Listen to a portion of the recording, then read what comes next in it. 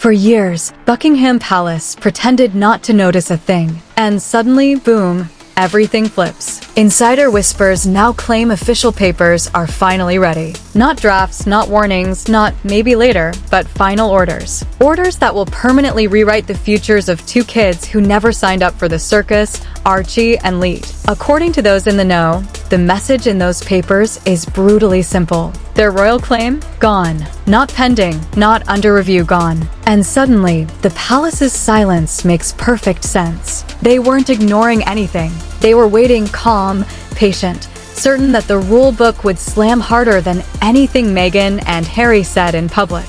To see why the monarchy went full ice queen, we must crack open a century-old playbook, written long before Meghan, Harry, or their kids existed. A rulebook that's been policing the royal bloodline for over 100 years. The year, 1917. World at war, empires crumbling, and the British monarchy desperately defending itself from imposters, confusion, and political chaos. So, King George V did what no monarch had dared. He penned, in official legalese, exactly who counts as a prince or princess. Not tradition, not storytelling. Law. This decree, the letters patent, became the backbone of royal identity for generations to come. Inside this sacred document, 3 non-negotiable rules every royal child must meet. Rule 1. Be of legitimate royal blood. Rule 2. Birth must be formally recognized and recorded by the crown. No press releases, no private announcements. Rule 3. A proper Church of England christening. Optional? Nope. Mandatory. These rules were sharp, cold, unchanging. Decades of royal births ticked off these boxes perfectly. No shortcuts, no exceptions, no drama. Until Archie arrived, and the first crack appeared in the royal record. Archie's 2019 birth should have been classic. Smiling parents, baby welcomed into history, media ready. And initially, it looked that way. But inside the paperwork meant to preserve a royal child's identity forever, something weird happened. Archie's birth certificate originally listed his mom as expected, Rachel Meghan Markle. Everything normal, everything proper. Then, suddenly, without explanation, the document was altered. Meghan's full legal name vanished, replaced with Her Royal Highness, the Duchess of Sussex. Normally, birth certificates are locked, no edits, no social media style updates. Permanent. So naturally, palace alarm bells rang. Meghan claimed the palace forced it. Palace aides said Meghan asked. Denials all around. No final answer ever. But the monarchy cared about one thing. The royal birth record had been tampered with. Once doubt enters a royal record, it spreads like wildfire, cracks grow, and eventually everything can collapse. By the time Lilibet was born in 2021, the palace had learned one thing. Silence speaks louder than speeches. When her birth rolled out, the world expected the usual. Royal doctors, palace announcements, photographers snapping the latest heir. None of it happened. Instead, Harry and Meghan's daughter debuted from thousands of miles away, packaged in a cheerful California press release. Cute, modern, friendly, yet missing something crucial. Someone crucial. The crown. No royal seal. No palace confirmation. No official record. No royal witness in sight. To royal protocol nerds, this was huge. A quiet, wordless signal. We aren't exaggerating. For centuries, royal births were almost holy ceremonies. Every tiny detail mattered. Location, doctor, signatures, crown record. These weren't traditions, they were declarations. This child belongs in history. But with Lilibet, none of that happened. To the public, one baby in the UK, one in the US, a minor difference. To the palace, a major, protocol-breaking earthquake. A royal baby hit the world stage without so much as a nod from the crown, instantly becoming the first Windsor descendant in modern history born completely off the official record. And inside Buckingham Palace, nobody called it an accident. Oh no, this was a tectonic shift.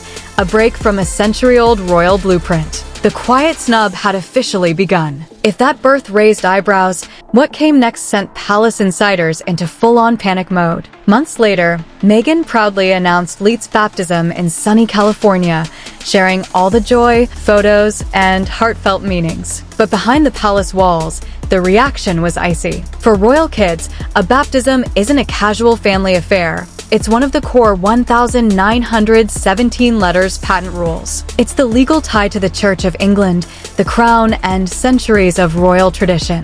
Skip that, and the ceremony might as well not exist. And according to sources, Leet's California baptism never made it into Church of England records. To the parents, it was a sweet celebration. To the monarchy, non-existent. And in royal terms, that's a big deal. This wasn't minor drama. It was structural. A child without an official Church of England christening is considered outside the royal ledger, no matter the love poured into the ceremony.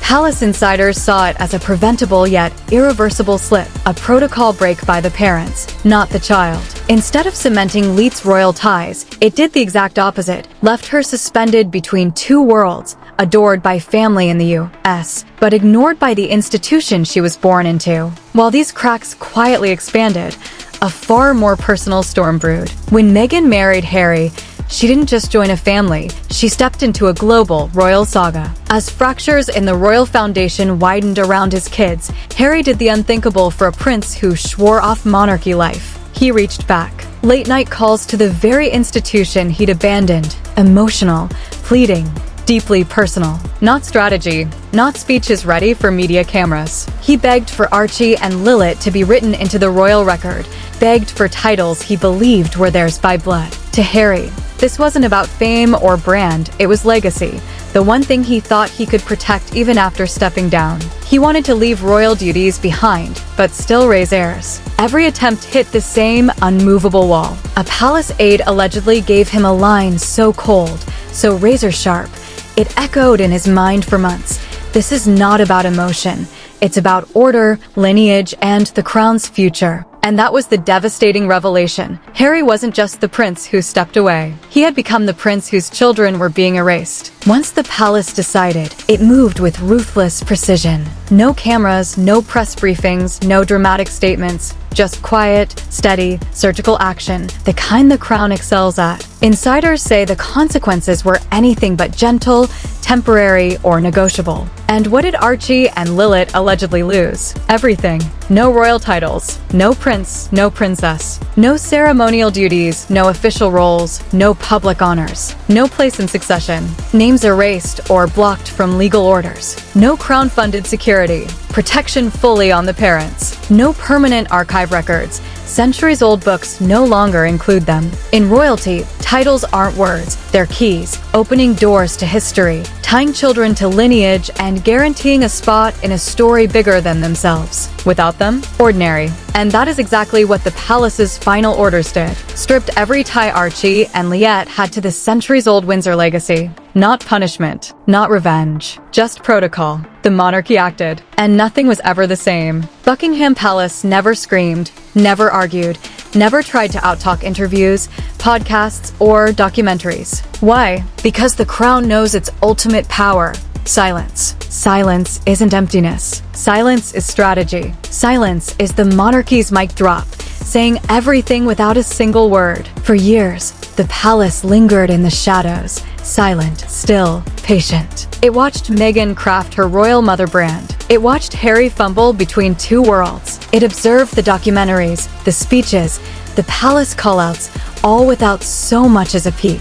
Why? Because the monarchy remembered what the world seemed to forget. Power isn't proven with noise. Power is proven with finality. And when the moment came, the crown struck with the icy precision of an institution older than empires. Titles erased, records rewritten, names scrubbed from history with a message louder than any podcast, interview, or speech Harry and Meghan could muster. The crown does not bend, not for fame, not for personalities, not for attention. Once the crown decides to erase your place in its story, you aren't a rebel. You aren't a threat. You aren't even a footnote. You're simply gone. That's the monarchy's mic drop. Chilling, quiet, permanent. And it leaves one truth hanging in the air. Archie and Lilibet will grow up loved, safe, and free. But the pages of royal history, the ones that outlast every interview, every documentary, won't carry their names. Absence is the punishment. Silence is the answer. And once the crown has spoken, that decision lasts forever.